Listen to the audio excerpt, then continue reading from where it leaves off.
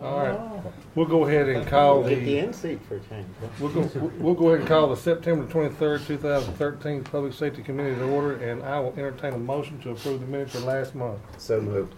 Got a motion, do we have a second? Second. And a second. All in favor say aye. Aye. All opposed, motion carries. Before we get started tonight, I'd like to ask that Commissioner Schaefer, if you would, I didn't let you know this before, I'd like for you, if you would, please say a prayer for Steve Sandlin's wife. She's having surgery tomorrow, and she's going through a difficult time.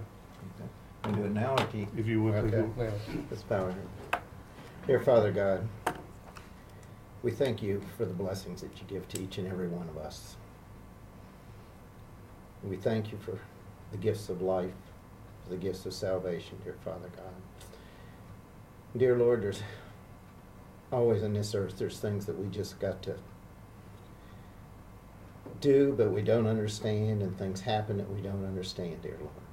But we just give them up to you. And right now, we just ask for your healing touch to be put on Tammy Sandlin right now, dear Lord, as she prepares for surgery tomorrow, Lord. We ask you to just fill those doctors with wisdom and fill them with you, dear Lord, and guide their hands. Let your Spirit be the guide for what they do tomorrow, dear Lord.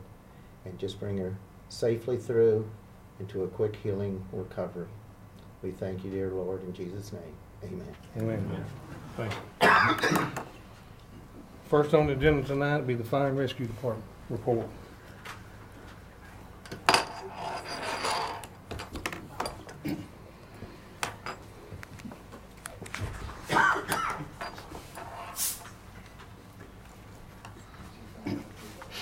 First couple of pages is just a rundown, a summary of year to date from January 1st till the 19th, which is Friday, of our total call volume, broken down by category of what kind of structure it was or what kind of call it was.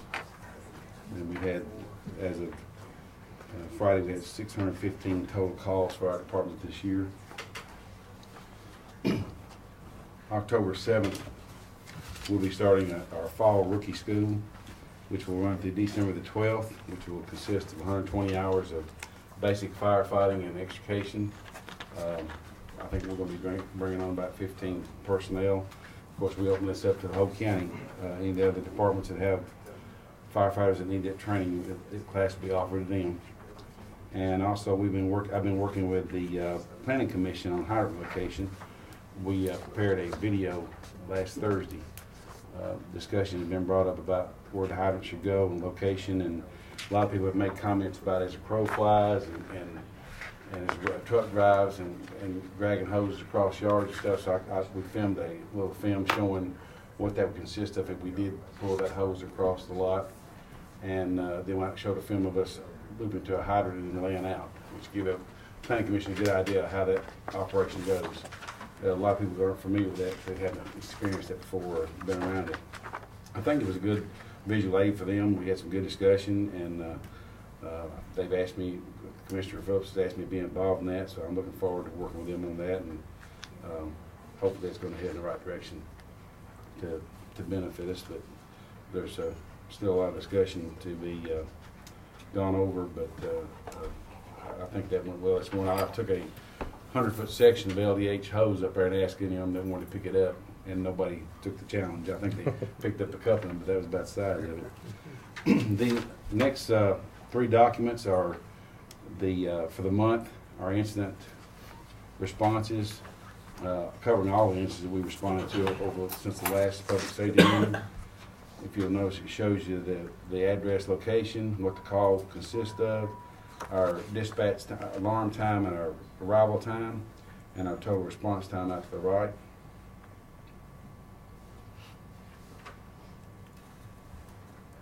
Chief Farley, how long have we been keeping these types of records that are kind of in this much detail? How long have we been doing this? We actually initiated the software, I think it was a year ago. Does those records similar to this exist back 5-10 years? No, sir. Okay.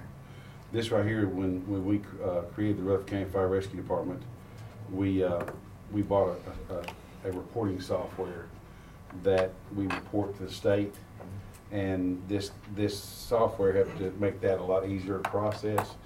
And during that process, we wanted to bid this out and have a lot of the modules in it that was scheduling, maintenance, inventory, a lot of things that was involved in it, and then give the volunteers the reporting part of it. Well, when we bid this out, this company who got the bid said that for the same price that we were offering, that all of the volunteer departments could have the same software and the same offices we had. So we opted to go with it because it gave everybody the same benefit. Now, a lot of them don't use it.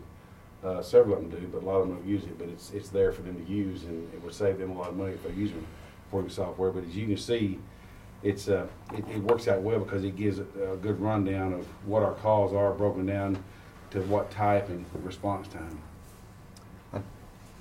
I guess my thought process, and I've probably brought this up way too many with other departments, especially some of our workers' comp claims in the past, but it would be really good to, from a statistical perspective, to look at from year to year, or maybe from quarter to quarter, and then from year to year totals as to how those volumes are going up or going down, and some of the methods that we put in place to improve the handling of emergencies. Is that having an impact on some of these emergencies going down, or are we still going up, or those kinds of things? So in the future, I'd kind of like to be able to compare those things from current year to prior years, and kind of see how we're tracking and how we're doing, and just make some judgment. Are some of the things that we put in place, are they working? Are they improving things? Or the population increase the way it's still continuing to grow? Is it causing those volumes to go up, and those type of things? So, well, I think based on the grants we've been writing, we have to document the information. And I think when we put in for the staffing grant through SAFER, we tracked it was running about 25% increase every year. So, but I can go back. I think it was in last year. I can probably go back and give you a rundown, just like those first two sheets, of what our total calls were for the year. And of course, if every volunteer department used this software, we could do it for all them too. But we don't. But I can probably give you a sheet next time, showing you what our total run call was for last year, and broken down what type of call, like these first two sheets right here, and give you a total. Well, you know, they're supposed to be doing the teachers.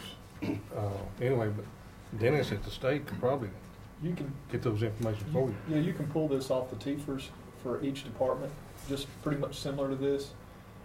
It's just a whole lot easier when you got that software that does it, but TFRS will pull each, if they report to TFRS, which They're supposed It's to. actually law, they're For the supposed county to. contract, they're supposed to receive county funds. But I can call him and see if I can get the whole county rundown of all those numbers. But I will definitely pull it for our department. But anyway, these three sheets are showing what location, response times were. The next sheet is the NVA report. We had a total of 33 calls with average response time of 11.2 minutes. And based on all the reports that I go through, there was one incident where we did life flight someone.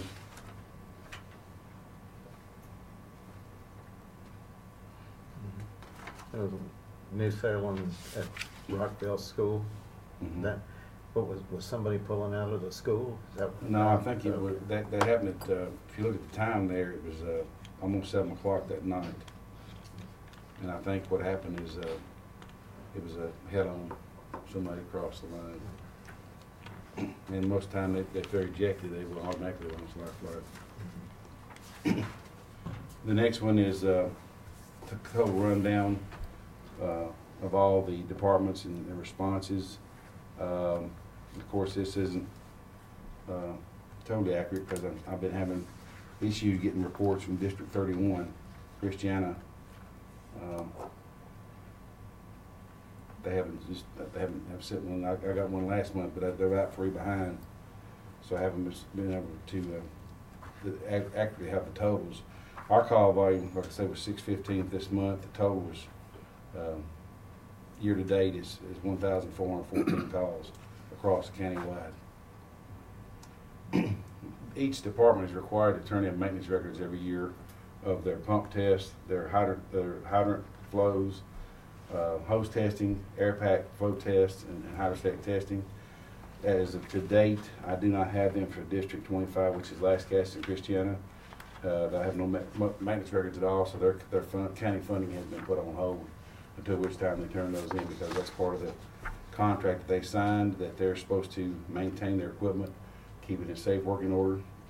So they were notified that it was due August, and I've sent several emails to remind them, and sent several emails since then. So once they turn those documents in, their funding will be reestablished. Next one is the report sent to the codes department of actual structure fires where there was damage that will require a permit.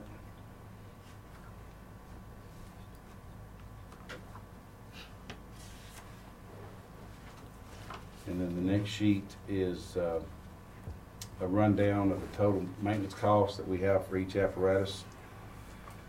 E stands for engine, B stands for brush truck, and then the R is rescue. Shows what it costs to preventive maintenance of those trucks, and then we haven't done the rescues this year. And then the next line item is total repairs that we spent on that truck this year. And then of course the line items are totaled in together. We spent roughly $8,200 on 102. Yeah, I had to rebuild the pump in that truck this year. That's about early spring. I guess what 101 was 5,300. What was wrong with that? You Just remember? 23 years old.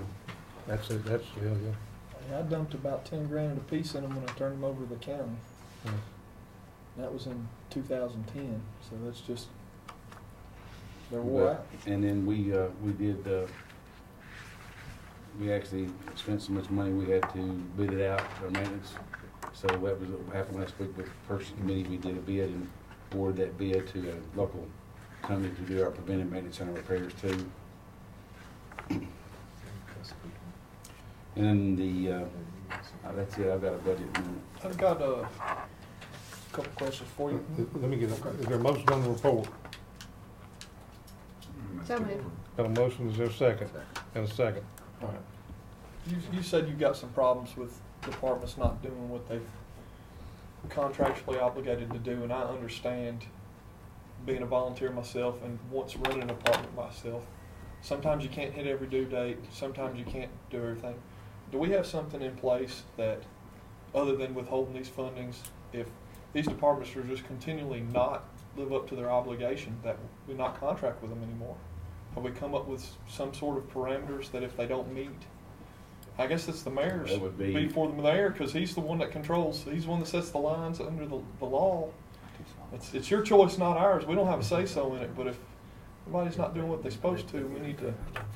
Well, we haven't put those parameters actually in place, no, we haven't. But it's just one department that he's, I think, was referring to, but that's one too many, so really, it doesn't appear to me that it would be that much of a burden for them to make those reports, so I'll see if we can't cope with that somehow, maybe be more creative. I think, I don't want to speak for the committee, but they're under contract. I mean, if you're under contract anywhere else, you got to live by it, you know. Well, I'm concerned that, if you can't do your reports, then what does that say about the fire service? Well, that's another story, but the thing about it is, the counties give them pieces of apparatus that are very expensive. Mm-hmm. And, the county wants to make sure that those apparatus and those air packs are being maintained, because that's safety. It could cause somebody to have a wreck, and of course the mandates on checking your air packs and the flow packs could actually stop somebody from breathing when they're inside of a structure. So it's a safety thing. Mm-hmm. And all I'm trying to do is make sure that they are properly testing their equipment to make sure it's in satisfactory working order, that it doesn't put anybody in danger. And you're not saying who they have to test it through, you just want to see that it's been tested? All I got to do is provide documentation where it's been tested by a certified technician, showing that those flow packs will not stop working when they're under operation. Basically, what that contract is doing and what you're enforcing is to keep it from having a liability on Rutherford County in case someone gets hurt Yes, with an and- air pack or a fire engine. And I don't think that's asking a whole lot for somebody to turn in paperwork. You know, like you said, you hit the nail on the head. How's their firefighting stuff gonna be if they can't turn in reports? And basically what this entails is you have a contractor come in, they test this equipment for you and print the documents off for you, so all you gotta do is turn them in. And I'm afraid that may not be done. Is that something that we could look at? And I have absolutely no clue. That's why I'm asking. Is there somebody in the department that could become trained in that to do all of the testing around the county, or is that not something that's even Well, when you feasible? do that, like the air packs, you're taking on a large liability. Okay. You uh, think on you. by doing that. And there's companies Okay. out there that come in, and every time we have our air packs done at Station 1, we call it, and most all the departments say, hey, we're testing air packs this week. Anybody want to bring their air bottles out and have them tested, or your pumps tested, or whatever? And then there's companies that will come out and even test their hose for them and give them a document for it, or test their pumps to make sure that those pumps are working right. Because you don't want to get on a working structure fire and have guys inside the house and your pump fail. So I mean, it's very important that we keep this maintenance up on these vehicles and the apparatus that they're using. Well, plus you would also want someone secondary away from the county actually performing this stuff, because if Oh, well, it makes sense. something does happen, you know, a lawyer can't come up and say, well, Yeah. y'all fox guard in the hen understand. house type thing. And also, the maintenance records go with your ISO, so it'll help the departments out in their ISO rating as well as if they have the proper documentation, which is Well, what I gather. you've Is that gotta what have- you're gathering? You've got to have, that's one of the things the ISO comes in and looks at. They want to make sure that you're pump testing your trucks and that you're flowing your hydrants and all that. And the hose And the thing about it is, this is county-owned equipment. So if it fails, the county's going to be held liable. So they need to be, and I try to work with them. I had one department that was kind of trying to had the stuff and say, hey, if you get it to me, you know, they just have like Fossil said, hey, I got it. I just got one more thing to do. Can you? Well, sure. You know, I work with them. As long as they contact me, let me know that they're in the process and they just like one thing. And so I work with them as best I can. But when I get no response, and I send the emails, you know, where I know they're open them and read them, but I get no response, I've got no choice but to do what. Well, how long, what time frame, how long's it been since? Well, I usually get this in July 1st, but I kind of got past me, so I sent it out about July the 18th and told me it had to be in by the 15th of August, which gives them a month. And they know this is going to be required every year, so they know it's coming. And here we are at the end of September. And I've got 2 departments that haven't even requested. So it's part of my job. Well, how about an easy question for you? You got 4 county stations, and you look at number 1, 2, 3, and 4.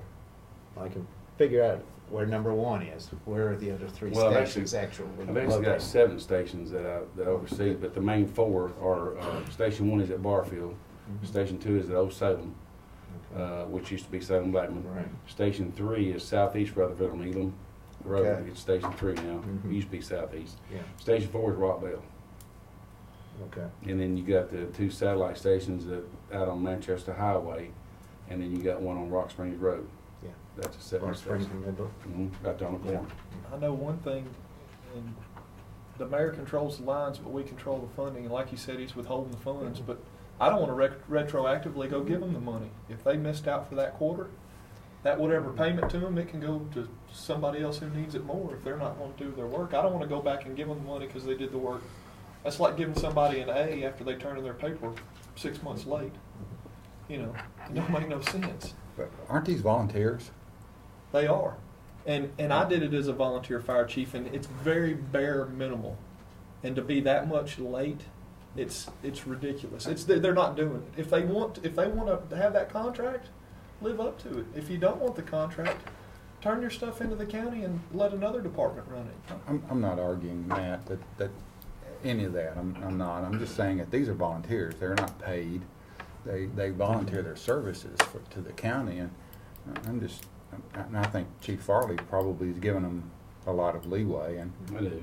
and you know, if they were paid, and it might be that we'd want to chop off their heads and crap down their throats, but I don't think we want to do that with with volunteers that are really, When there's something, they're allowed, the department can give someone in the department, they can designate them, and they can pay them something for doing some of these extra things. I know some of the rescue squads had done that. They had somebody living or staying at the station there for a while, or doing certain things, and they can give them some kind of stipend out of the monies that they take in, right?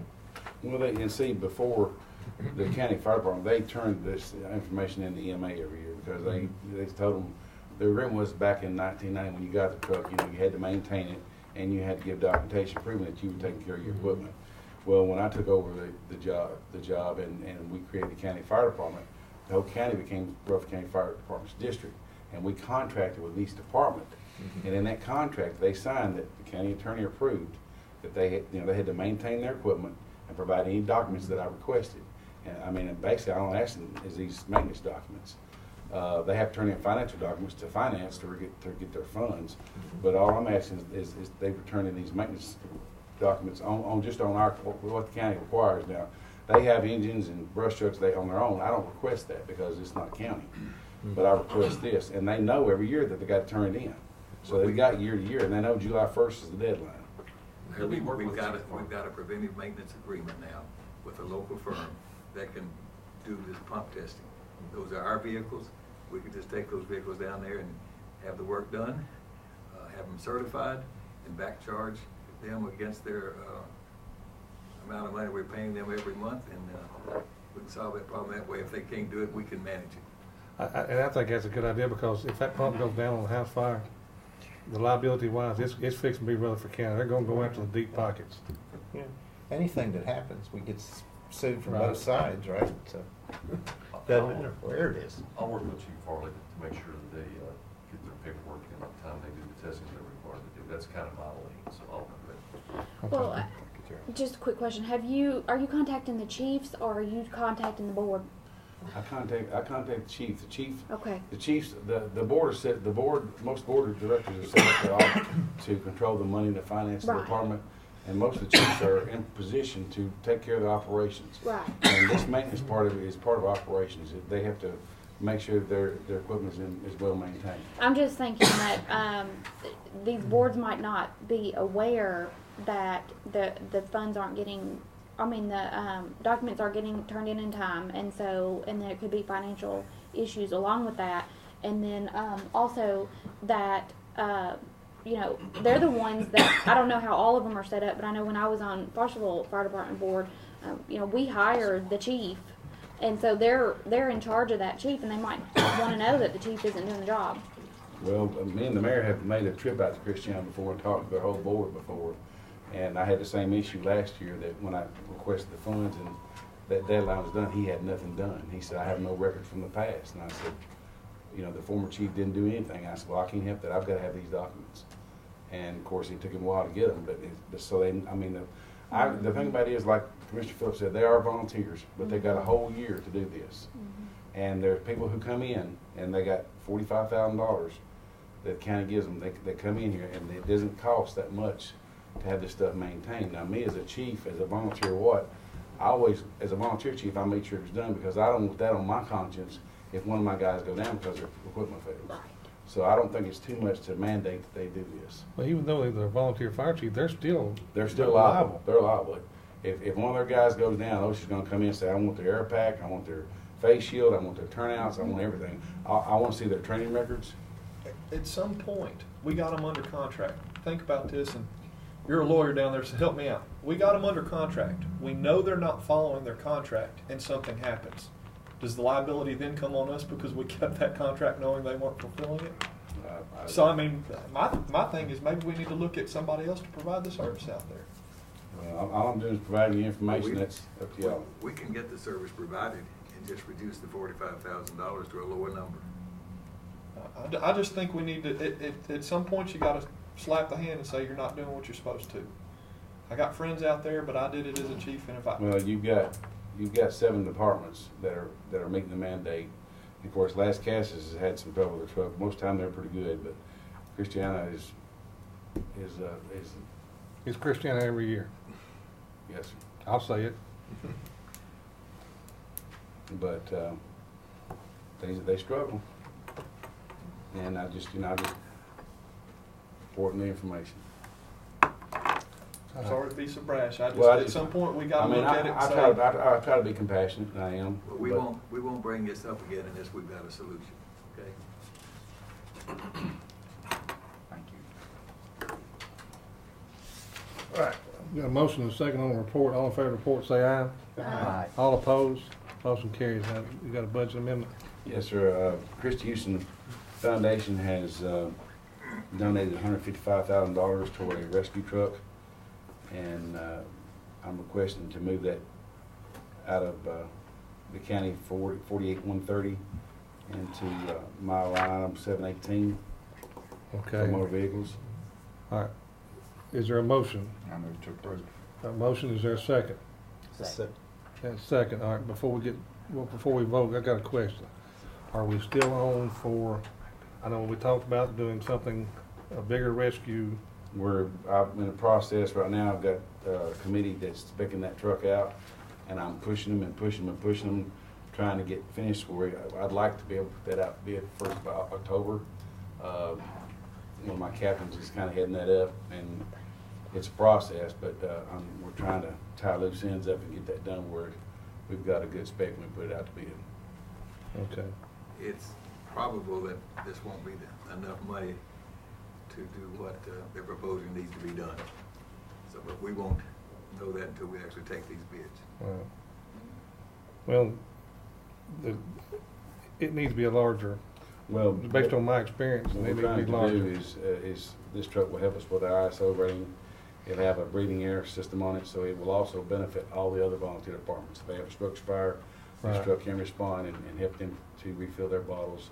And that's what we're trying to look at do is make it heavy enough where it will last, carry rescue food, but also assist the other departments in having air. Right. This way it can be something where, get ISO Yeah, and points you out use of it it. as a service company, respond with the engines, and it gives you ISO points for that. Right. All right, is anybody else, there's a motion and a second, does anybody else have anything? Call roll? Commissioner Jeff Phillips, Aye. Commissioner Tiffany Phillips, Yes. Commissioner Schaefer, Yes. Commissioner Stevens, Yes. Commissioner Young, yes. Commissioner Farley. Yes. Thank you. Thank you. Next is the emergency management report. How you doing tonight? All right, good, sir. There you Good. go. Ladies and gentlemen, you have the report. I'll summarize that we responded to 10 incidents since August 27th. 4 of them were spills. One of them was a bomb threat at MTSU, which you saw in the news probably. 1 illegal burn. 2 unknown odors that we responded to, and twice we rolled the mobile command in support of tackle operations with the Sheriff's Office. As far as training and exercises, 26th of August, we participated in a limited full-scale hazmat exercise at Miller Coliseum with primarily the Murfreesboro Fire Department and police. We also had the mobile command at that site. The 20th of August, we supported Murfreesboro Police Department and the Sheriff's Office with a tactical training exercise. We also rolled the mobile command for that. We we had a team come in and teach Instant Command 300 level on the 28th and 29th of August. By the way, tomorrow we have the 400 course being taught at our site as well. We participated in the September 11th ceremony. The mobile command was out there to control communications. And the 14th of September, the cave exercise at Snail Shell, we participated, supported that with the mobile command for communications as well. A couple things that's coming up short term here. On the 27th of September, we're sitting down with Motorola to work out, do a customer design review for the tower updates, the tower project, which Joe Gurley is leading up for us. After that, we'll have a pretty good way forward as far as what's going on. And on the 30th of September, we scheduled an LEPC. I asked you to bring up the communication thing because I've been getting some calls, but what is the timeline when, I know with that grant that we received, Well, there's more than one grant involved. The grant that one grant, the AFG grant, and Joe's in the back of the room, so he'll holler out if I get this wrong. But the AFG grant required us to receive and invoice the $500,000 worth of microwave equipment by the 30th of August, which we did. So that's it. Now that equipment has to be installed by the 25th of November. Part of what we're going to talk about on Friday with Motorola is that piece of it because they're doing the installation. Okay. There's another $1 million worth of equipment that's not tied to that type of timeline from other sources that Motorola is also responsible for installing. So to answer your question, I'll have a real good idea of the timeline going forward after Friday. Okay. So all the pieces are coming together. We still have some site acquisition issues. The Smyrna Middle Tennessee Electric site, the proposed lease for that is with legal, and then it'll go to the mayor so we can utilize that site. We have acquired the Hudson Road site and that tower. There's some things that need to be done there as far as removing some dishes and things of that nature. So on the November 25th, how much stuff will be up by then It won't be operational, it'll be simply installed, and that's the requirement as I understand it for the grant. for the grant? Yes.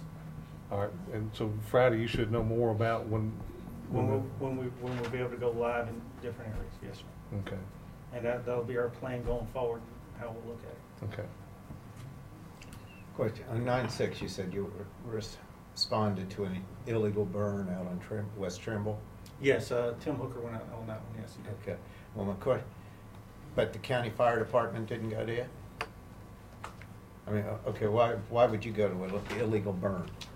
Well, one thing is we're paged out to go. I mean, Okay. I know that's not the answer you're looking for, but we're not gonna turn out a page. Because, like I said, when we went out there, it basically, that's one of our requirements Okay. with the county dispatches to respond to illegal burns. But it just, But if they're burning something inappropriate. In this Oh, case, okay. in this case, it was a trailer, and which involves insulation, all plastics, the and things of stuff. that nature. yeah, So okay. it could have been It's worse. not, I'm Yes. thinking brush fire is No, what's coming this to mind. in this. somebody Okay. was burning the remains of an old trailer. You let TDEC and EPA come there and Oh, find yeah, out, see you what got all happens. this, all that junk that's in a trailer. Okay. Do y'all have a response criteria of, because gasoline spill, I mean, if it's under, y'all have like, if it's under so many gallons, y'all respond, or you don't respond, or y'all just respond to everything? We ask that we get a call. Now, if we can determine over the phone that someone that's familiar with hazmat, at least has hazmat awareness, can determine that it's a spill of that size. But in a lot of cases, and Joe's been on a lot of these too, is you can't tell that by what you get initially. So it's always safer to go out. And my thing is, I want smarter government, and as long as, I don't want to send 8 different resources to handle Okay, understand. 50 gallons of diesel when it's a single resource can handle it. And unfortunately, in this county, we send 8 different departments and 8 different resources, and I want to see that trickle down to what it really needs to be on scene. And I to be think that's what people want, is smarter government. And if we're not rolling, and not necessarily your department, but No. that's kind of over, hazmat's over your realm, so you can look at the structure. And I agree with you, and it's something I want to sit down with dispatch and Larry Farley and a few other people who are players in this to find out if and when we need to respond is accurate, because the list has been with dispatch, and they're only going to do what we tell them to do. I mean, And just honestly. because we've done something a certain way for so long doesn't mean it's right by any Okay. means. So, I don't think we're not sending 8. well, you can get up to that. And pretty also, quick. something else that happens that some people will know the cell phone numbers of the staff at EMA, and they won't get a dispatch, they'll get a direct call and be requested on the scene. So that's one of those where, we kind of lose visibility of it. But they're probably always gonna err on the side of response, and you know why. I mean, you don't want to be that one time when you're wrong and it was bigger than the way it sounded. All right. Any more questions on the report? We don't have a motion, do we? Is there a motion on the report? I'm going to approve the report. Is there a second? Second. Have a second. All in favor of the motion, say aye. Aye. All opposed, motion carries. Is that it? Thank you. Next is Correctional Work Center report. How's it going tonight? Good.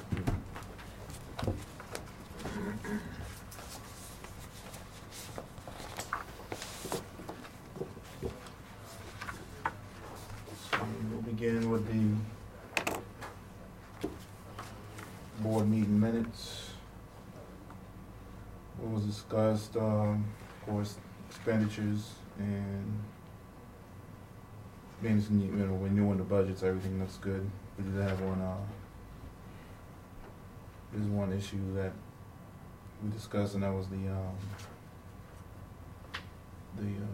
car maintenance line, the automobiles. We just had a transmission replacement that kind of dug into that budget line, but that was a major thing. Other issues, and we discussed it at the last public safety, was the amendment made to adjust for the Dr. Rudd. medical provider, right, so that, okay, so just to inform the board. We introduced the new chaplain, Pastor John Spurgeon, to the board. He's been actively counseling inmates at the workhouse for over 2 years. He's been a big encouragement to the inmates as well as the employees. And we just praise his work and welcome him to now as a staff member to the Correctional Work Center. This is a paid position, It's a part-time position, yes. but it is paid. Yes. Did we seek applicants for that, or did we just hire somebody that we? He was already the assistant to the chaplain, so that's really in that spot. Was he getting paid to be an assistant? No, he was volunteering doing that. So, and then when that position opened up, when Pastor Tyson resigned, he just filled it, just applied, and that was pretty much it. We're working with county maintenance. They're working on the chiller system with Train. We had some issues. They had ordered a couple of parts, and they're going to try to install that to see if we can get that chiller issue rectified. So we're working on that. Captain Cope introduced a new partner with the work release program, Presco Tech. They're a packing and insulation company. And with that addition, we have at least 14 inmates in the work release program now. And we did a report to show you how that's been working since we started, as far as monies collected and earned and who's been hired full-time. We'll get to that.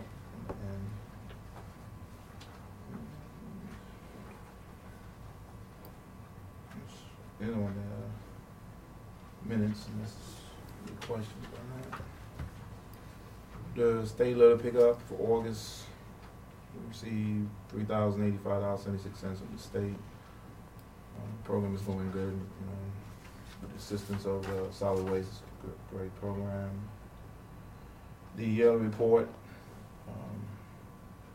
average census, August is 169. We have, since then, this entire month we've been in the high 170s, so that's going good.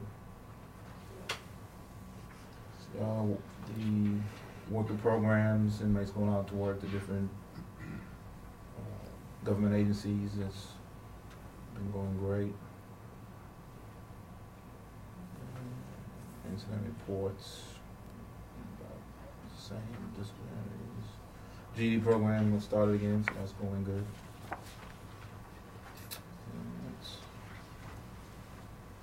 And on that report. And this is the report I was talking about as far as the work release. Reflects from the beginning, well, they started last July. And as you can see, What does the room and board with those numbers? What does that mean? Like April, it says that April 11, 1,836. right, that's the amount that was actually collected through the county clerk for what they deemed as the money that they had collect from the inmates. For inmates, for room and board, for Right. standing to, okay, Right. okay. Because the deductions are made from, the inmates will make an actual payroll check, and Right. they will just do, like, we charge them $1 for transportation, what else is on it? Victim assistance, dependent support, that's child support, We've only had 2 identified under that criteria since the program started, so that was the amount collected from those 2. So basically, there was 11 inmates, in April, there were 11 inmates in the program. Right. Okay, all right, I see what you're talking about now. We do random drug testing, we charge them for that. If they show positive, they're no longer in the program? Exactly. And then you can see some have been the ones that graduated, meaning that they actually got released from the facility. Some of the jobs have actually hired them on full time, and you see the different months where that has happened for the different jobs. So the program is doing great. It's going to expand as we go along. Some of these that didn't accept an offer, a full-time offer that was made to them, would that mean that they probably received more than one? That, right. Oh, they probably went back to their previous employer before they came in. Any more questions? Is there a motion? Motion to approve the reports. Got a motion, is there a second? Second. Got a second? All in favor of the motion, say aye. Aye. All opposed, motion is carried. Is that it? Is that gonna come up later? The litter fee is, I think it's number 10 on the agenda. Do what? The discussion we had last month about, We can bring it up to, if it's gonna fall under workhouse, we can bring it on up to the, revisit the increase in DUI offender fees. That's what you wanted last month, didn't it? correct. Yeah. Well, basically I think it was in December, we decided to set the fee for the DUI offenders, litter pickup per day, $30 per day. It was about 20, I think. And of course, last month we had a big increase in the medical cost out of the Correctional Work Center. And my reasoning is that we have 2 different ways that we can cover these increasing costs. One is that the people who are going through the system and using the services can pay for them, or if that's not done, then the cost falls back on all the taxpayers. And so the state gives this option to us as a way to collect revenue, and it just makes much more sense to me for the people who are going through the correctional system to be the ones that shoulder the burden of providing these services instead of putting it on the taxpayers. So I asked Superintendent Solandi what Davidson County was charging, and they charge $44 per day, which is what it costs to house an inmate up there. And the people find a way to pay it because they don't want to go to jail. They're going to get it from mom or from a friend, or they will come up with the money, and they have to pay cash before they start doing the work. And the law provides that if a person is unable to come up with that money, if they're truly indigent, the judge can waive that for them, and they can still do their service without paying the fee. So this is something that we can do to help offset that increase for the medical costs, and I move that we set the DUI offender fee at $44 per day. What is the current? Well, I'm sorry. Is there a second to his motion? I'll second it. Okay, we got a motion and a second. Discussion. What is the current cost? 30 30? per day. No, that's what we charge. Charge them for the... But yeah, but it's different than what it costs, right? What is our cost for an inmate per day? Well, that's what Davidson, the national average, they do like a survey to come up with that number, and currently they're saying it's about $44 a day. No, but do we know what our cost is? We submit a cost report, but quite honestly, I can't tell you the number. I know the sheriff's number is 50-something plus. Yeah. Do you remember what our cost report shows? Mr. Slaney? I'll say 40-something. I think it is. I think it's Definitely 40 higher something. than 30. So it, basically with this $44, it would be in line with what our cost is. Right. And I don't mind increasing it to $44 at all. That doesn't bother me. But it shouldn't be increased for the medical, because these people come in, do their little litter pickup, and go. They're done. They don't even use the medical, so it needs to be. If we're going to increase it, we're just increasing it to offset revenue. But it shouldn't be just because of the medical increase, because they're not using the medical Well, anyway. I think what you said was that kind of started to talk about it because we had the increase in the medical, is the way I understood it. Correct, and this is an option, a way we can help offset that. We still have to provide an employee to go out there and supervise these people, and the cost for that's going up, and health insurance is going up, and I agree with that. It's either going to be paid for by the people who are using the services, or it's going to be paid for by the taxpayers, and I would rather the people that are using the services shoulder the both of that. All right, we've got a motion and a second on the floor. Is there any more discussion on the motion on the floor? Yeah, question. Okay. So our litter pickup and on John Bragg last Sunday, okay? Is that us that was doing that? Or the? Yes, It's on Sunday, yes. it Okay. was. Now, how, the person that's with them, how are they paid? Through the county, he's also a part-time. Okay, employee. is he's part-time, okay, right? Okay. This won't affect any funding through the litter pickup program, will it, us increasing? No. Okay. Each Just wanna county- make sure. I don't wanna offset one No, cost and it wouldn't. raise the fee on something else. Anybody else? Call room? Commissioner Jeff Phillips. Aye. Commissioner Tiffany Phillips. Yes. Commissioner Schaefer. Yes. Commissioner Stevens. Yes. Commissioner Young. Yes. Commissioner Farley. Yes. And will this go straight to the County commission, or does it go through budget on the way? We just take it on the budgets, just to be safe. Okay. All right. I think Thank we'll you. make it through budget too. All right, next, OSHA report.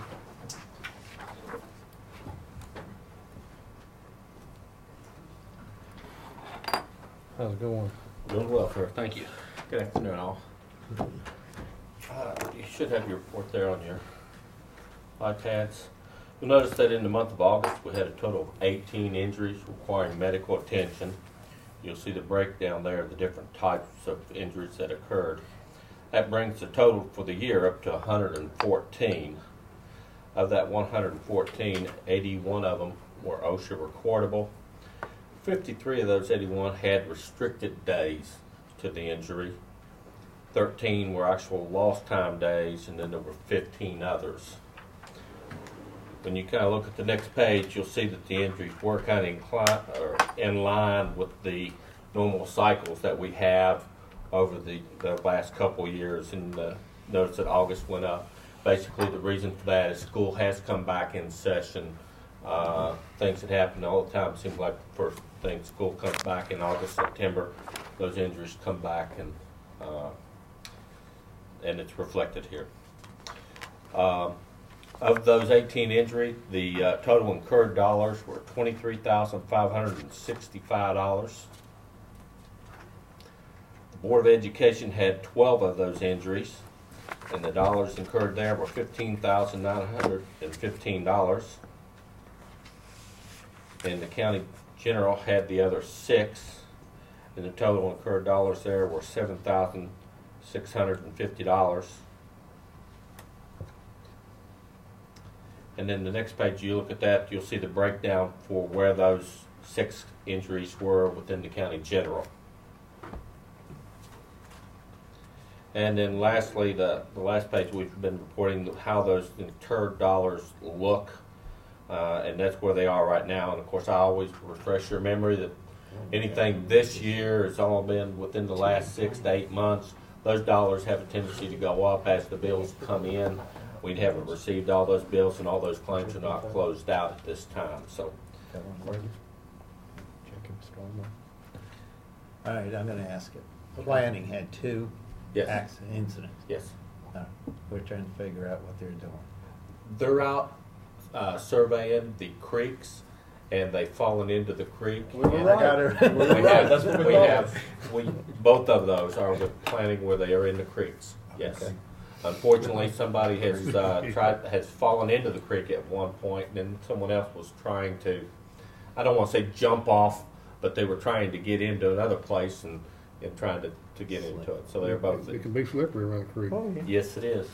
Yes, it is, unfortunately. And when you're in that and you're trying to, and the reason for this, I'm sure you all know, for flooding reasons, to be able to Yeah. survey them for flooding and things like that. Stormwater. Stormwater. You've got to make sure that those openings are all open. They have to literally get down into the water to look in underneath all those cup. Those unfunded mandates are causing workers' comp claims. What's your But training program for that? Never mind. All right. Guess it beats it. Is that all you're gonna? that's all I have at this time. Any questions on his report? Yeah. I'll make a motion to approve. Motion, is there a second? Second. And a second. All in favor of the motion, say aye. Aye. All opposed? Motion carries. That's all I have Thank tonight. Thank you. Thank you. Juvenile detention. How are you tonight? I'm good, thank you. Okay, I have a couple more items tonight than I usually do.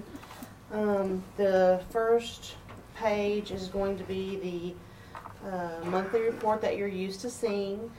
The only change on this form is where it says RCJDC programming. That used to just have one of our programs that we reported on called Job Readiness on it.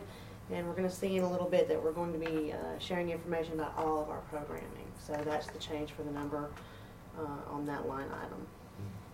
Okay. But beyond that, there's nothing unusual about this monthly report. Is there any questions? If there's no questions, I'll entertain a motion. Move to approve. Got a motion, is there a second? A second. And a second. All in favor of the motion, say aye. Aye. All opposed, motion is carried. Okay, the next report that you have should be something that we're calling a rap sheet. And it's basically all of the agencies that bring young people to the juvenile detention center, as well as there's a column for guardians, private citizens, school system, and our probation agencies. And all of the charges that we generally see are listed on the left, and then we total everything up each month. So you can see who's bringing kids in and what they're being charged with. What is the most, what's the most serious crime that they're charged with? On this report Mhm. or in general? In general, it would be murder, but on this report, Well, I mean, we don't have any murderers in there, do we? not from our county. That's, That means there's some from That means another there's county some- we're contracted. that's a jump around that answer. These are our county only, I guess. That is correct. Okay. Well- Well, you get the aggravated would be the more serious ones, right? You know, there's a rape of child that came through this month. I think that's pretty serious. You know, just thinking out loud here, would it be better if we had all, even Dyer County or someone else that brings them in, and we accept them having exactly what they're being charged with and they are coming in? I can add to this anything you would like for me to. I mean, if we got a murder out there, I'd like to, you know, I think we need to know the whole big picture of what we got out there. Well, okay. That's fine. We can do that. Why would a murder, this is underage, why would they still be in something like juvenile detention as opposed to, Unless they're bound over to the adult court, they remain in the juvenile system Right. until their case comes Okay. to a natural end. Because they may not be old enough to be tried as an adult. when For they one just wanna thing. make that decision? That they- Yeah. Okay. These assaults, they're both the aggravated and domestic assaults of guardians. That's a juvenile that's The aggravated hitting, domestic assault is generally against a parent. going to be a parent. Occasionally, it's a sibling. I think this is good, and I commend you for giving us this right here, but we can expound on it. Sure, absolutely. Now, it might be a little smaller. That's next fine, I time mean, you see it. that's fine. Thank you for this information, though. Okay. Are there any more questions about that form? Anybody have any questions about it? Go right ahead. Okay. You know that we've received, for the last 2 years, we've received Title I programming, and I'm also going to be including a facility programming report monthly to let you know what we're using those Title I funds to do, and what, when I say programming, what it is I'm talking about. There's 2 sheets that go into some description about what these classes are, so that when you see our programming a tally sheet, you'll understand what you know, the ARISE classes are and what the parenting classes are. So this right here also gives parents the ability to have classes and learn Yes. how to deal with teens and stuff like that. Yes. And we've had fabulous response to that those classes. The parents that are in there now, we have to kick them out the door. They don't want to leave. They're sharing phone numbers with each other. They've commented numerous times that if they had this information when their children were younger, that it may not have escalated to the point that it has. So we've gotten lots of positive responses from that class specifically. So you have the descriptions of what the programming classes are, and then you have the form that says how many are participating in what class or programming. So you're going to be seeing the facility programming on a monthly basis and the rap sheets on a monthly basis with the additional information from our contracting agencies starting next month. That's good. Good report. Anybody have any questions? I entertain a motion for the report. Well, you already did that I did? Okay. at the beginning. All right. This information. Get ahead of myself. Thank you. Thank you. All right, drug court report.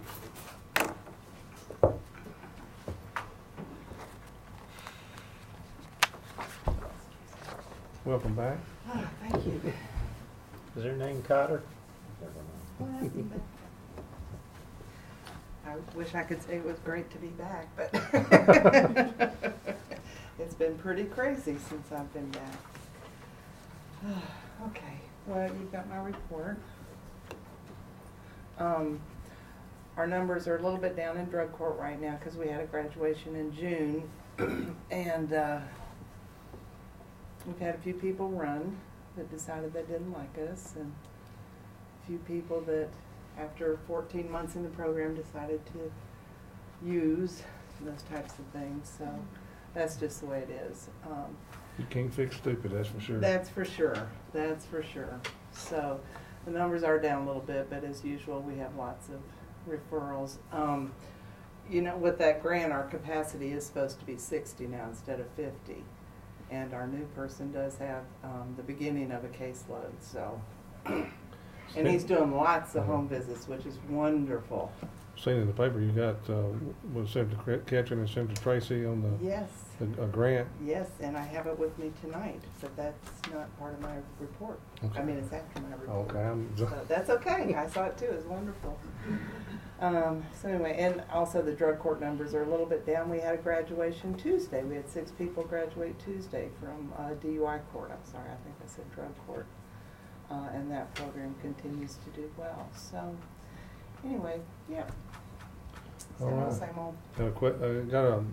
Any questions on the report? If there's no questions, we'll entertain a motion. Move to approve. Got a motion, is there a second? Second. And a second, all in favor of the motion, say aye. Aye. All opposed, motion carries. All right. Thank you. We did receive the grant that I applied for back in April, and it's for a little over $60,000, which is wonderful. The last few years I've only gotten $20,000, and they told me to go with whatever I wanted to go for, so I went ahead and went with 60. So that was a big, wonderful thing. So the mayor needs to sign this, and we are both fairly certain that when we told you last spring that that I was writing this grant, that he also asked for permission to sign it if we got it. Do you recall? I don't recall. Okay. So that being said, we're hopeful that we've been doing that pretty good consistently. But I'd like for this Be on the safe committee side. here to go ahead and authorize us to execute this. And if we find that we've already done this, we got this permission, we won't take it on the budget until the full commission. But if we'll do this, at least we'll have it in the process in case there was. Okay. It's been so long since we've done this. Mm-hmm. Right. This is a non-matching grant as well, isn't it? Right, yes, isn't that wonderful? And we've been getting it for years and years and years now. Well, since the program started in 2008, so quite a few years now. Is there a motion to what the mayor? Move to for the mayor authorized, if he hadn't already done so. Okay. And just you say second, Yes, sir. and a second. Okay. All Can I right. see your paper All in just favor of the motion, say aye. Mhm. Aye. All opposed, motion carries. Okay. All Thank right. you very Thank much. Next is the Paul's report. Yes, you, that'll go right on through this, Forward this to budget. but we're going to confirm whether or not we've already given this permission to execute it. If we have, you give that back to me and I sign it. But I'll get Vicki working on that tomorrow. Okay. And we're just starting the process just in case. Just in case. Yeah, we're trying to remember that all the time. Yeah, Half. yeah. How are you doing tonight? Good evening, thank you, I'm good. Thank you, sir. Go right ahead. All right. For the month of August, we had 872 animals that came into the shelter. 27% of those came from county jurisdictions, 12.1% came from the city of Laverne, 41.9% came from the city of Murfreesboro, and 19% came from the town of Smyrna. We had 190 adoptions for the month, 479 animals that were euthanized, and 109 animals that were reclaimed by their owners. 12 animals died either en route or in the shelter, and 93 animals had other outcomes, which gave us a total out of 883 animals. Overall, our adoption reclaim percentage was 33.9%, and our euthanasia percentage was 54.3%. Out of the animals that were reclaimed by their owners, 73 of those animals were through the PITSNP or the CAT-SNP grants. We had 122 animals that remained in the shelter at the end of August. 2,387 people visited the shelter looking for a new or lost pet, and we had 2,486 log calls and voicemails for the month. For the month, we had 1,682 calls that were received and 1,805 calls that were completed. As it's slowing down a little bit with the weather, we're able to get some of those calls that were backlogged on out. And you can see the breakdown of the jurisdictions of the call volume as well. We also traveled 11,982 miles for the month. Year to date, we've taken in 1,823 animals into the shelter. Out of those animals, 346 have been adopted, 1,056 have been euthanized, and 227 animals were reclaimed by their original owner.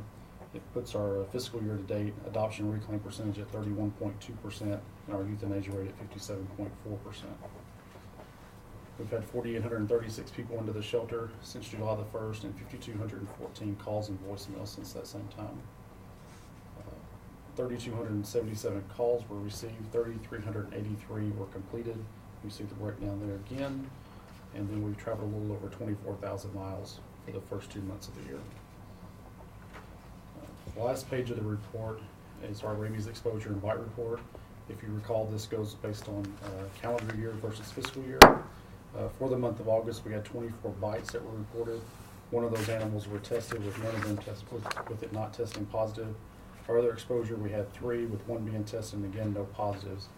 It puts us, since January the 1st, 243 bites with 27 of those tested and no bites testing positive, and 46 other exposures with 26 being tested and 16 positive or unsatisfactory results.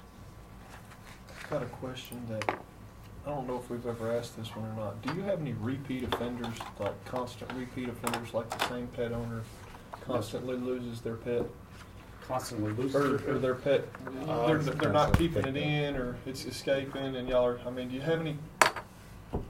We have folks that if their pet's been impounded once, it's a $25 impound plus $15 a night board. On the second impound and subsequent impounds, it actually doubles, so the fee would be $50 and then $15 for.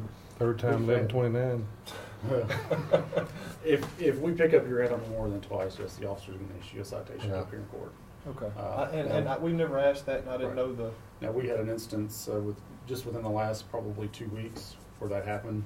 Dog got impounded a second time. The guy said, "I've done everything I can. I need to sign the dog over because obviously what I'm doing is not working to keep this animal." I had a few years back. I had one. This guy kept losing. He got caught the third time, and that's why I was kidding. When I was about 11.29, it was. Yeah. It cost him. Mm-hmm. And we had one that I booked in. It's probably been 6 or 8 months ago. The dog came back in late at night when I think an officer, police officer brought it in. Still had on our tab bin where it had been reclaimed 2 hours before.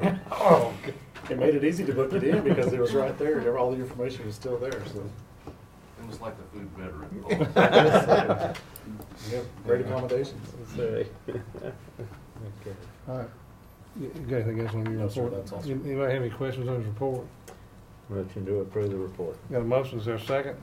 Second. And a second. All in favor of the motion, say aye. Aye. All opposed, motion carries. Thank you. Great job. Thank you. Ambulance service report. Tell you what, Kind of get in on the fees. y'all, That's- I was going with the fees, you y'all know. kick Mike out tonight or something? The bottom of the agenda might we're not not show up if it's at the saying. bottom of the agenda. Silence. All right, go right ahead. All right, left-hand column on that page is the current reporting. Rather than read it to you, I'll just let you skim it.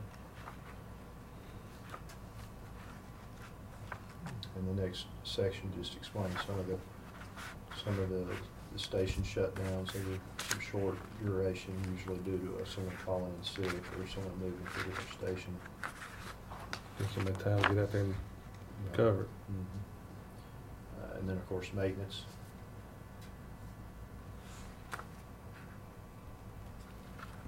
Tell Mr. Dunley I appreciate him highlighting those, that showing us Yellow. that gives us a better idea of what's first out, and what's a reserve. Yeah, because you can't tell by the mileage. No, and we appreciate that. So the highlighted one is actually the spare units. Those are spare units. The ones that are white are in the front line. Back up to the collections while we're still, at least still on the page. This was the lowest month collected in the last 3 years. Of the last 3 Augusts is what I'm getting at. And yet, it was the most that was billed. I'm not, I checked on that. I didn't talk to Mike about it, but there may have been an issue with our provider with some type of a computer glitch and how things were billed is what I understood. Mike said something, now somebody correct me if I'm wrong, I could be, but Mike said something about last month, I think he was gonna be meeting with them and because there had been something come up. Okay, I thought there was something that triggered my memory about that. I think it should have been corrected, and so you may see a little extra collections next time as the payments move through it. Next page is just some events and in-service training.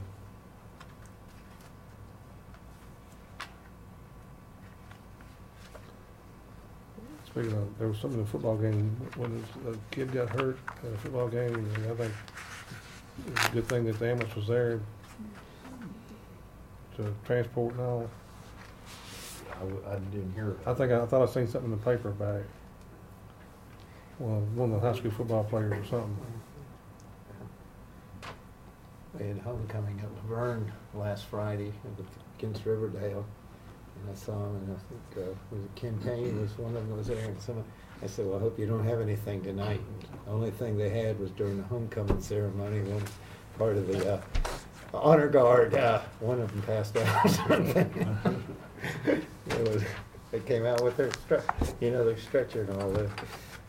All right, the next page is just some the response times for the area. The next one would be the number of calls in each different district.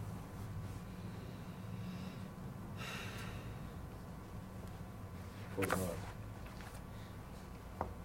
And the year-to-date totals will be on the next page.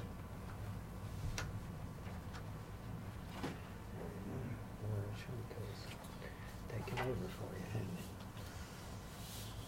Good. Then the next page would be a breakdown of the different zones and the units that responded to each of those zones. You see Zone 1 and Zone 4 have quite a few runs in it. There's a few thank yous over the next several pages.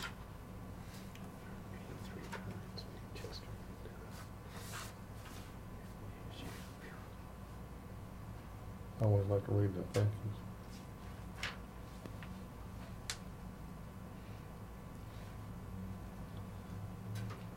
Matter of fact, on the one there, Wilson County Emergency Management, with John Jill, I was at a class with him today over there, and we were talking about Rutherford Fire and ambulance service on that letter there. You're talking about when when we recovered for the funeral. He said he really appreciated that. And the family did too. The last page of the report is just a breakdown of the vacation request denials. And, well, the second to last page, the very last page was the ones that were approved, how many hours were approved. And this all is on the 911 trucks. All right, any questions on the report? Hearing no questions, I'll entertain a motion. I move to approve, Mr. Chairman. Got a motion, do we have a second? Second. And a second. All in favor of the motion, say aye. Aye. All opposed, motion carries. Got a budget amendment? Budget amendment. It's the Christie Houston Foundation donated $55,000 for the sort team to purchase a boat, and we're requesting to transfer these funds into other equipment. All right. Chris Houston's been good to us tonight. We sure appreciate it. Is there a motion? Motion to approve budget request. And there's a motion, is there a second? I'll second it. And a second, all right, discussion. Hearing or seeing none, call the roll. Commissioner Jeff Phillips. Aye. Commissioner Tiffany Phillips. Yes. Commissioner Schaefer. Yeah. Commissioner Stevens. Yes. Commissioner Young. Yes. Commissioner Farley. Yes. Is that it? I've got something to bring up Okay. to discuss. And I know it affects y'all, and I know you're in the business for customer service, but what about all these frequent flyers that abuse the 911 system for EMS transport? I mean, it makes me absolutely sick. We do keep track of it. We have we have to look at it from a standpoint of, are they really sick? And some people really are. If they're really sick, then we're going to have to just take them when they call us. The ones that we're concerned with are the ones that really aren't sick, that go to the hospital, sign out AMA, or they get a refusal when we get there and things like that. When we have someone that reaches a certain point, then we'll actually, we have a process where we go to them officially and tell them to quit. And then ultimately we end up prosecuting them. And we have, I think, only one that we actually had to go that far. But the problem is a lot of your frequent flyers are really unhealthy people, and you know. And there's some that are. Is there any way we can explore looking at what other agencies do? I know down in South Florida, some EMS units have the credit card machine on the ambulance, and they swipe it right there. Or they give tokens, and this is really popular, token vouchers for taxi cabs. They get on there and the paramedic team, we don't need to transport you. Here's a token, call a cab if you want to go to the hospital. That's a good one. I mean, I want to explore options, because I see it and it makes me sick, and I know a lot of these paramedics are sick. Mm-hmm. And it really frustrates them dealing with these people. I know there was a lady that the Eagleville numbers quadrupled when she moved out there because she'd call the ambulance driving for a ride in town to see her boyfriend. Oh yeah, I mean, and that happens. It does, and that makes people absolutely furious. When we have those type people, we can deal with it. A lot of the frequent flyers, it seems like a bigger problem than it really is, and we keep track of it. There's certain people that I get a fax from dispatch every time they go to that address, and I keep it tabulated, and believe it or not, it's not as much as if I was to ask people to tell me how many times they went. It's a lot. They describe it a lot more than it really is. Mm-hmm. But we watch it, but you know, like I said, a lot of times those people are really sick people. They have just a big list of medical issues, and so you know, it's hard to not take them, and they do go to the hospital every time. And the hospital deals with it too. They'll let their caseworkers work with those people, because some people are lonely, and so they want to go to the hospital, and they work on it as well.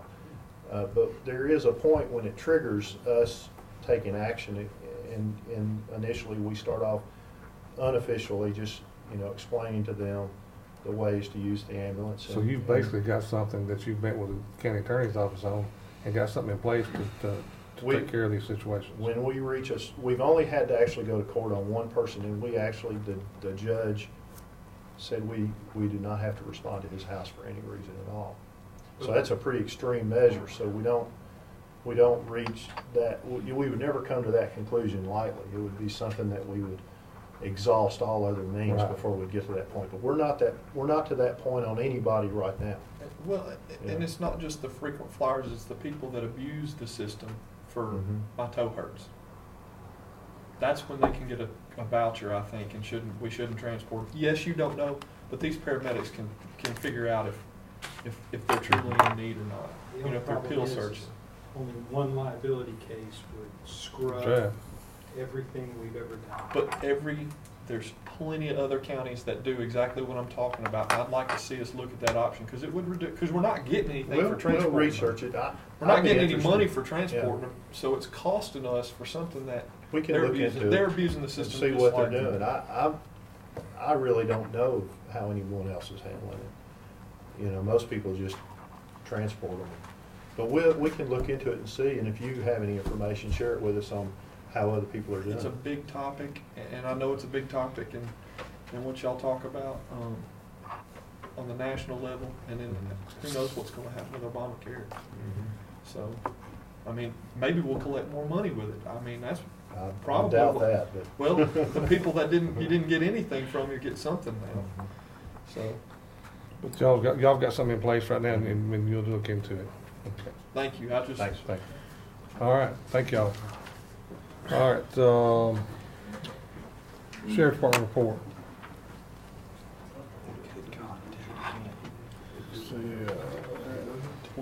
go so far back. How are y'all doing? Doing good. Good. Let's see. Doing all right? Doing very well. So, I think all we got on here tonight is, I think, 2 budget amendments. Yes, sir. 2 budget amendments. I did bring, we talked about it a while back, Dr. Rudd, so I asked him to come tonight, kind of talk about where we're going with medical in this Okay. county, with inmate medical, because I know it's been a discussion the past couple of months, so I asked him to come in and just sit down and talk to y'all. Y'all can have Anything questions. brought up tonight? Yeah, and so he's right there, so that's why he's here. Well, the first item we have tonight is we've had $2,750 donated to our K-9 program. As you guys know, Eli had a... He's famous. He's Yes, famous now. he's- Yeah. he's very famous. But we've had a lot of concerned citizens across the country, and we thank everybody for donating. So they've so far donated $2,750. And we'd like to put that into our animal supplies line item in the sheriff's budget side. And then you can do the other one. Let's see. It's part of the JAG grant. Let's do this here, Okay. let's do this Okay. separate. That's All right. All right, is there a motion? Make a motion to approve. There's a motion, or is there a second? Second. And a second. All right, discussion on the donation of animal supplies. What are you gonna use it for? The cooling vest, Will that take care of everything? we hope. We got 9 dogs. Plus, when you buy the vest, you also gotta buy a cooler to keep the vest in. Yeah. So, it's not just a vest.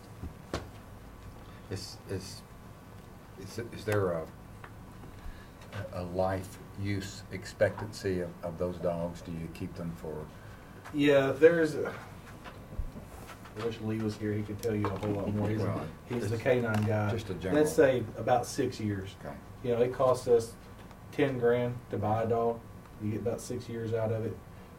Hopefully in that time he does a lot of good things. Now, naturally, if you look at our line item with our budget stuff, we've had Eli and then another dog named Becky have gotten severely sick because of different things. The Becky they thought had a cancer mass inside of him, and it has depleted that line item. But this money that we've gotten donated was sent to us. Everybody's put specifically for those vests, so that's what we're going to do with that money. So later on, you're going to hear me come back probably later on in the year, you know, moving around some money for the K-9 stuff because we've depleted that money because those 2 animals have gotten sick. I know with Becky, they were looking at a $6,000 vet bill. They got it down, but then Eli's bills haven't completely come in. Those are going to be pretty expensive as well. Is there any way we can, not for some of this stuff, but for the canines, to where our vet at the Paws can help out with mainly checkups, or? As far as I know, we don't have a veterinarian at the. Do we not have that? No, they've been a. There's a veterinarian there, but I tell you what, the number of pets that come through there, Is it not? and the number not of feasible? snips that go on there, she's safer. She's saturated. Okay, well, just exploring options. If that's not a viable option, then continue what you are doing. All right. So we got a motion and a second on the floor, and call the roll, Becky. Commissioner Jeff Phillips. Aye. Commissioner Tiffany Phillips. Yes. Commissioner Schaefer. Yes. Commissioner Stevens. Yes. Commissioner Young. Yes. Commissioner Farley. Yes. All right, what do you got next? So the next one is the 2013 JAG grant. The recognized funds, check came in for $30,821. And we're gonna break that down into $27,468 into law enforcement equipment, which is line item 716 on the sheriff's office side, and $3,353 on the law enforcement supply side. Okay, you've heard the request, is there a motion? Just what's it for? What are you gonna use it for? Law enforcement equipment. Such as? It could be anything from coats to radios to flashlights to computers, handcuffs. All right. Do we have a motion? Need a motion? Motion to approve. Motion, is there a second? Second. And a second. Call the roll? Commissioner Jeff Phillips. Aye. Commissioner Tiffany Phillips. Yes. Commissioner Schaefer. Yes. Commissioner Stevens. Yes. Commissioner Young. Yes. Commissioner Farley. Yes. And beyond that, we just have our normal monthly report, and I'm glad to entertain any questions you have. Any problem, Childs, after the second month? No, sir. Not yet. Not yet. Just the canine line. Just item. canine. Yeah, that's all I have. All right. And whenever y'all are ready, I'll entertain a motion on the report. I'll move to approve, Mr. Chairman. Got a motion, do we have a second? I'll second. And a second. And if y'all are ready, we'll go ahead and, all in favor, say aye. Aye. All opposed? Motion carries. Anything else? Yes, next we've got the Governor's Highway Safety Office grant. We just got in, talking with the mayor. We changed the way that we were doing our grants, but we're not sure if this was one of them that was done, to where it just hasn't, once we get it, it's automatically approved for him to sign it. So we're letting y'all know, and he's gonna explain, Captain's gonna explain what this grant is and how much it's for and the breakdown on it. So we're just letting you know that we've got this, it's no county matching, it's 100, state's giving us 100% of the money. So what we probably need to do is like we did earlier, in case, Same thing, just yeah. approve it, just in case we didn't previously Right. authorize acceptance, which we hope we did and think we did, but we not. Yeah, we hope we It's did. been so long. He's gonna check. We're in the doing them all morning. again, why do we do them the first time? Or think we Well, did them the first time? Once we get in order, then we'll know going forward. Yeah. But the mayor's gonna check in Well, the I think morning. we've done it every time, because as long as I sit here, I remind us to do that, sometimes we might have missed them. Right. Go right ahead. I believe this is the third grant that we're awarded, so I think we've been through this before. But anyway, it's an alcohol grant. It's for a total amount of $110,887.73. $69,406.37 is for overtime. $41,481.36 is for purchase of equipment for them to be able to do the saturation patrols, DUI checkpoints, try to curb the alcohol crashes and so on throughout the county. That's a good thing. Keep drunk drivers off. Correct. No YouTube. No guarantees. No guarantees. And y'all are videotaping, I guess. Well, that's kind of what this equipment's for, so we can buy Right, our because glasses part of and- that is the glasses, the radar units, video cameras, not radar units, video cameras and so on, to be able to do that. Basically, what we've been looking at several type video cameras, basically a set of safety glasses. They got a camera and a microphone, right? So everywhere the officer looks. So like what Dog the Bounty Hunter wears, Yeah, I guess. where he does his little. I don't how watch he has Dog the his- Bounty Hunter. You never seen that? Well, yes, I have, but not lately. All right. That's what those glasses are, though. That's what Obviously, this guy's got too much time. I haven't had Y'all fire hole. That fire hall. sitting right on there. All right. Oh, all right, let's go around, get back to, But the equipment that we're looking at, naturally you got car cameras. Some of the money that we're going to get, we're always struggling with car cameras for our cars. So brace, the alcohol detectors and different pieces of equipment like that. all right. So we, been told what they're wanting it for and what the grant's all about, and is there a motion to approve this? I'll make the motion that we approve it with all signatures that are required. Is there a second? A second. And there's a second. All right, is there any more discussion? Hearing or seeing none, call roll. Commissioner Jeff Phillips. Aye. Commissioner Tiffany Phillips. Yes. Commissioner Schaefer. Yes. Commissioner Stevens. Yes. Commissioner Young. Yes. Commissioner Farley. Yes. If y'all got a copy of that, I can have. I just got a copy of the First, I just thought, did I jump to, did you have some more stuff you wanted to say? No, I was just ready to answer any questions Okay. that you had. Okay, all right. We also have another one. We were the only county probably in the state that got 2 GSHO grants. That's good. So Lisa's got the second one. It's a teen driving safety grant. While researching the alcohol grant, we found out that we are 5th in the state for teen fatalities. So the school resource officers have committed to try to give education to every high school student in the county, every high school senior in the county, to try to get that number down tremendously. And you probably know about teen drivers being in high school. But this grant is for $27,000, and it's to buy equipment. It's to buy 2 simulators to teach the students, and a laptop, and just some equipment to go with it. It ain't them goggles, is it? No. Oh. Well, it's, I mean, part of it is. Part of it is. Oh, Yeah, part of it is. I tried that one time, and oh Lord, it made me sick. Yes, there are, the Fatal Vision goggles are what they're called. All right. So what's your request? Just for the approval of that grant as well. To apply for the grant? No, we've already applied it. We've been awarded this. We need to kind of the same It's the approval. same as thing we did. just did. I'll make a motion with all the approved required signatures.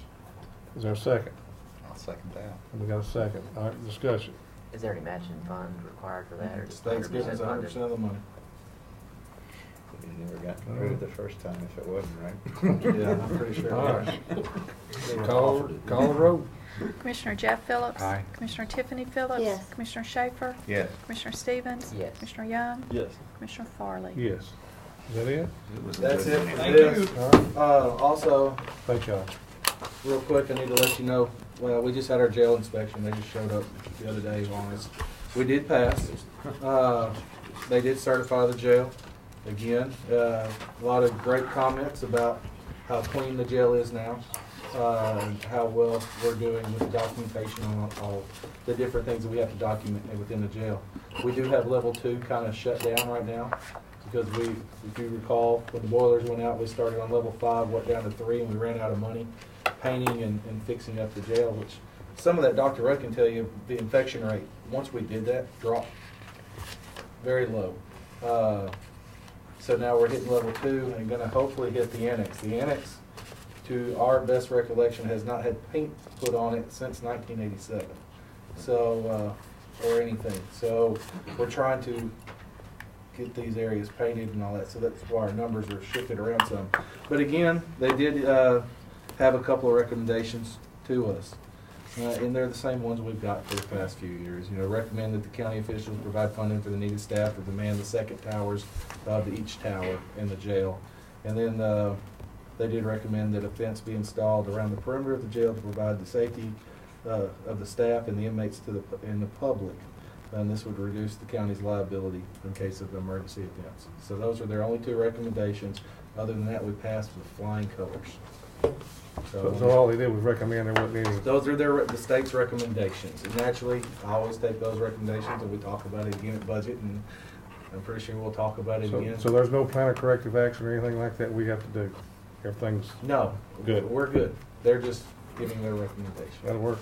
So, Dr. Rudd? Good report, thank you. How you doing, Dr. Rudd? How y'all doing? Well, the sheriff asked me to come give you kind of an update on everything we're doing. The state inspector inspected the clinic too, and we passed and did fine. Things are going well. We're busy. Our acuity is higher. It seems to always go up. I don't know how it can keep going this way, but I guess we'll have an intensive care unit there one day. But it just seems like that. It's, we had more clinic visits in this last month than we have in any other month since I've been there. We have, I guess we've 5 pregnant women now. One's there on a murder charge, so there's no way of her being out by the time she's delivering. We've got 2 gunshot wounds, 3 actually, that we're having to deal with. We've got a routine HIV, hepatitis C group of people. Our basic acuity level is, we're matching it with staffing. We're doing what we need to do to take care of everybody. The good news is we haven't had a lawsuit, I hate to say it out loud, in over a year, which is good. And I think that we're doing that because I like to think we're doing a good job, but I also know that our lawsuits don't necessarily parallel doing a good job. Because with inmates, to remind you, most of the suits are pro se, so they don't have to have an attorney. And so they just can get mad and file suit. And so, but I guess they've not been that mad lately because we haven't had one. And we haven't, even in the suits we've had, we've never lost. So, so I think we're doing well there. We're passing to inmates about 55,000 doses of medicine a month. Our medication error rate is very low. We're way below standards on that. We're also doing not only the jail, but taking care of the workhouse and now passing meds at the juvenile center. And the workhouse and the juvenile center are very small volumes compared to the jail. Our work is focused at the jail. Mr. Tucker, Ken Tucker, is instrumental in helping to direct everything, dealing with employee issues from all the way through to policies and procedures. One of the state inspector did say that, he thought we were one of the very best county medical facilities in the state.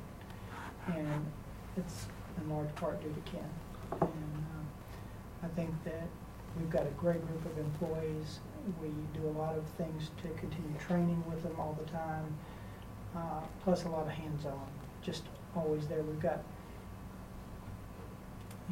and I hear all the time from inmates that, they'll say thank you when they leave, and they'll say, we feel better than, than they've ever felt outside.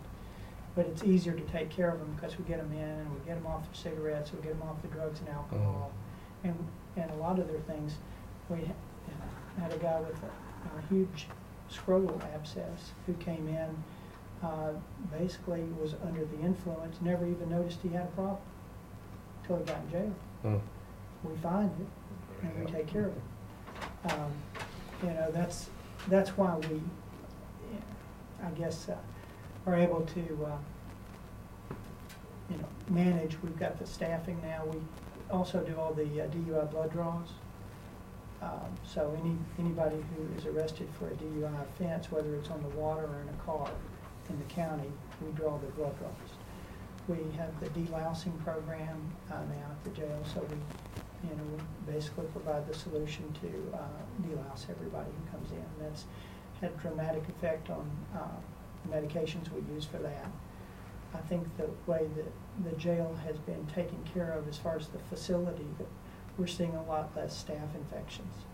We had lots of, it would vary, but 1 to 5 people on IV vancomycin, which is a real powerful drug that we would have to use for methicillin-resistant Staph aureus, which is the kind that you dread getting.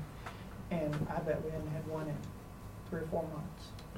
I can remember because I was on this committee back when we started the program out there at the jail when you came home. Actually, when you were doing it a little bit different before, but when we implemented this program with you all out there, we were spending a lot of money on medical costs for inmates and stuff.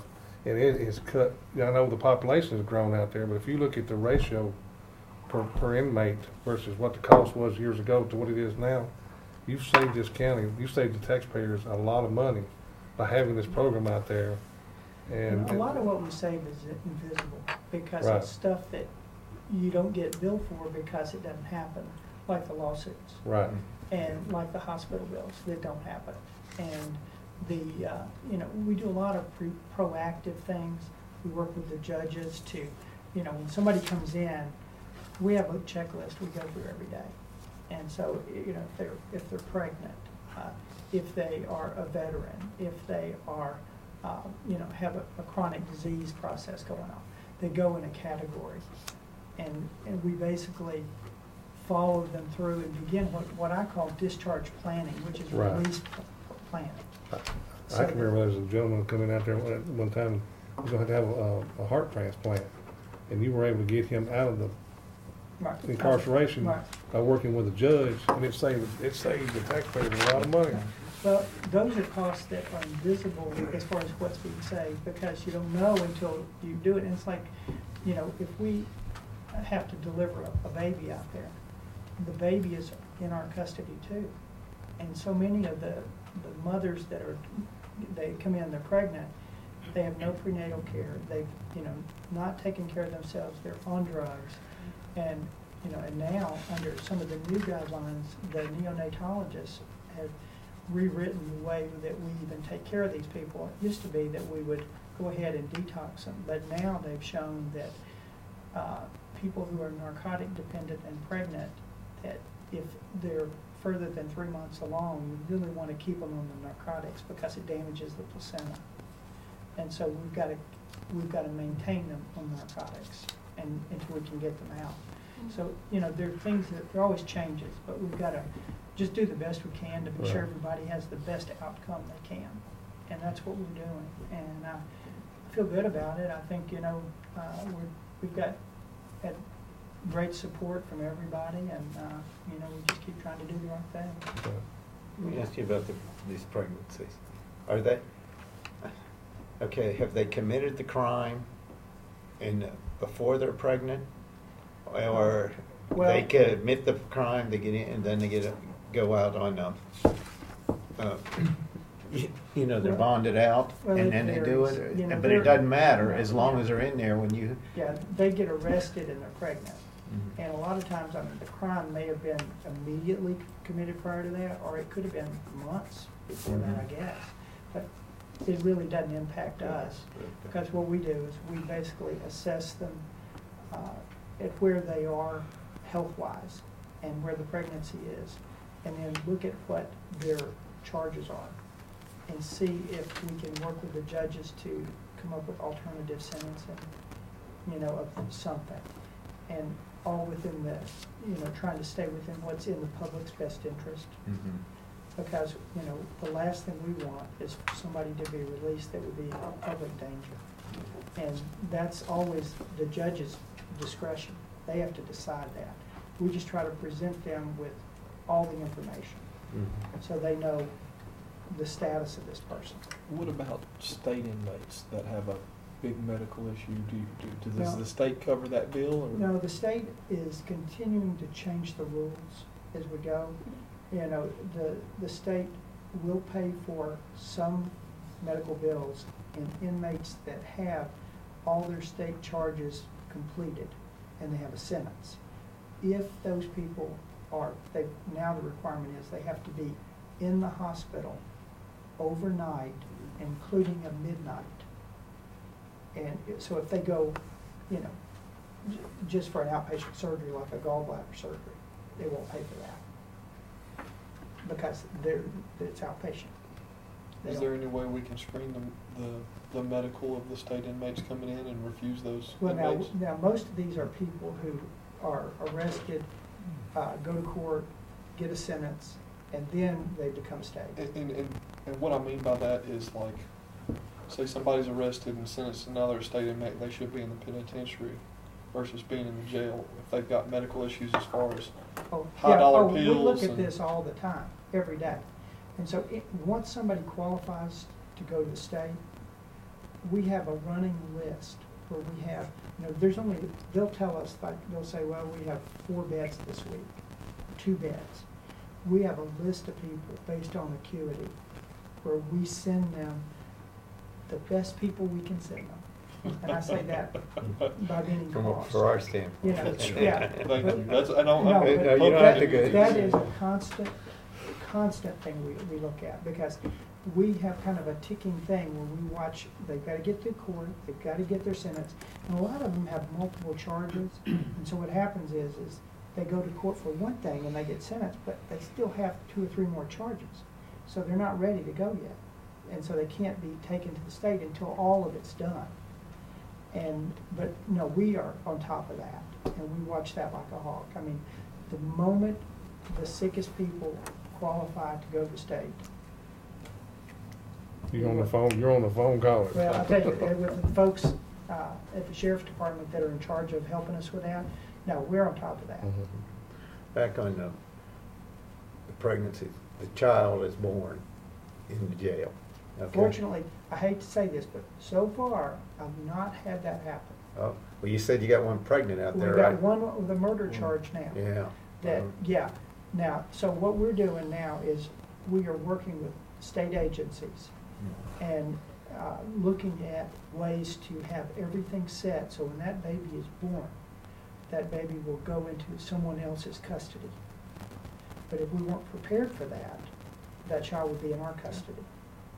But, I'm sure you handle Oh, the 1-day-old one out there real yeah, well. No, I mean, yeah, we are working out all the logistics of that to be sure that when that time comes, we're ready. Okay. So basically, the birth would be on the county, but if there was problems with the child, we've passed the child on to the state, to the next level of care, and then they're going to absorb those costs. Right. That's what we're working on. Because And- that could get really. Well, oh yeah, if we go into the, Especially- neonatal ICU. Yeah, they've been on it's- narcotics the whole time. Yeah, no, it's definitely something that we take really seriously. We were able to get rid of one just, what was it, Thursday or Friday last week? Yeah, The she was state released. came and Yeah. picked her up and we said, oh, by the way, she's pregnant, Yeah. thanks. Yeah. Well, it sounds like a few years ago when we put Dr. Rudd out there, and we came miles ahead from the I'm telling you. was before. Well, right now, our healthcare costs are not cheap. I mean, but compared to other places, they are much cheaper. We're still in, the $10 to $12 per day per inmate cost for on-site care. And, and to give you kind of a ballpark, the state of Florida, for their on-site care is $35 a day per inmate. And, and now they're on the high end. Florida and California are up there. But part of that is they have such large HIV populations. And, one patient now on HIV meds, the meds alone are $5,000 to $8,000 a month. I mean, and so we're always attentive to that. So, everywhere you turn, it's like you're constantly weaving and bobbing, trying to figure out how to keep the costs down. And it just takes paying attention and always just staying alert to it. But I think we've got systems in place. It doesn't mean something can't slip through. And I'm not going to say it won't, but we certainly try to prevent that. And so, but I'm open if you have any questions. Make any questions about the road? Actually, inmate healthcare is not cheap, but we're mandated to do it. So that's why I wanted him to come in and just talk to y'all, see if y'all had any questions. Well, we appreciate the job you're doing out there. Appreciate the Your whole staff. information you've given too. I think anybody that watches or picks up this later on, it's going to be very informative to them to see that it's not, costs and stuff, some of these things, why we have to have them. It's expensive, but it's not as expensive as it could be without the program we've got out there in place. I believe that. Thank you. Thank y'all. Thank you. Let's see, next on the agenda is discuss rescheduling our next meeting from November the 25th, being that that's Thanksgiving week, to the 19th of November. I've checked with Vicki, and that date is open for this room. Is that okay with What the about, committee? what, that would be a Tuesday then, of the week before, right? Correct. There was Okay. something already on that Monday. Okay. The planning commission. Yeah, planning commission, that's what it was. In there in this room? Okay. So, okay, well, I gotta ask, what's so special about November 25th? Well, I think I think Mr. Phillips. I brought it up. There's a lot of people who plan vacation weeks in and around those holiday weeks. This really kicks the vacation, the holiday season off. And there are a lot of people who plan vacations those weeks. So I'm just not sure that everybody that reports to this committee would be available. And once again, it's no big deal. It isn't, but. But, the county, gets off Wednesday and Friday? County government? Huh? Thursday and Friday? But the school board gets off Wednesday and Friday, Thursday and Friday. Thursday and Friday, maybe I don't know about them, but. Yeah, I think they do. Okay. It's really not a big deal, but I just think participation is historically down during those big holiday weeks like that. So you're talking department heads and stuff, or different facilities that come here? Yeah, anybody reports, commissioners and anybody reports to the committee, whatever. If there's no objection, I'll go ahead and leave it on the 19th. Then there's also the meeting for December it was on the 23rd, which is the week of Christmas. You want to leave that one on the 23rd, Doug? Yeah. Okay, but I think that's a lot different than the Monday before Thanksgiving. I'm not disagreeing with that. Okay. I just wanted to hear it with reasons. So I moved that to the Monday prior to the 16th. Okay. If there's no objection on that, everybody okay with it? Okay. I'm like you, Jeff. I'm retired. I got lots of time. All right, so we'll leave those two dates, and You're changing both of them. yes, we're changing both dates. Yeah. Okay. All right. Is any other business come before the committee? Hearing or seeing none, we stand adjourned. Thank y'all.